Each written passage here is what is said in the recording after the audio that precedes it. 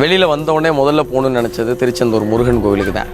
நிறைய பேர் என்கிட்ட கேட்பாங்க, நீங்கள் பகுத்தறிவு பேசிங்க, முற்போக்காக இருக்கீங்க, அப்புறம் கோயில் போய் சாமிலாம் கும்பிடுறீங்களே, அதெல்லாம் என்ன கதை அப்படின்னு கேட்பாங்க. நான் ரொம்ப ஆழமாக நம்புறது என்னென்னா, எப்போயும் நேர்மறையாக இருக்கும்னு நினப்பேன். அதே போல் நம்பிக்கையை வேணும்னு நினப்பேன்.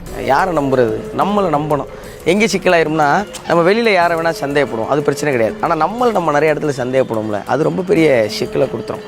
அதனால் நமக்கு மேலே ஏதோ ஒரு சக்தி இருக்குதுன்னு வச்சுக்கிறது. அது இயற்கையோ, பிரபஞ்சமோ, அம்மா அப்பாவோ, இல்லை ஏதோ ஒரு கடவுளின் பெயரால் ஏதோ ஒரு சின்ன நம்பிக்கையோ, அது இருக்கும்போது நம்ம இன்னும் ஊக்கமாக இருக்க முடியும், ஒரு விஷயத்தை ஆழமாக நம்ப முடியும். நம்புறதால இன்னும் வேகமாகவும் இன்னும் கடினமாகவும் உழைக்க முடியும் நான் நம்புவேன். அதனால் எல்லாருமே ஏதோ ஒரு நம்பிக்கையை வச்சுக்கோங்க. அது மறுபடியும் சொல்கிறேன், அது இயற்கையாக இருக்கலாம், பிரபஞ்சமாக இருக்கலாம், அம்மா அப்பாவாக இருக்கலாம், அல்லது ஏதோ ஒரு கடவுளாக இருக்கலாம். இதில் மதம் மற்ற எதுவுமே கணக்கு கிடையாது. ஒரே ஒரு விஷயந்தான் என்னென்னா, நம்மளை நம்ம ஆழமாக நம்பணும். இல்லைங்க, இந்த புற விஷயங்கள் எதுவுமே இல்லாமல் என்னால் நம்ப முடியும் அப்படின்னா, உங்களை மாதிரி வலிமையான ஆள் யாரும் கிடையாதுங்கிறது 100% உண்மை.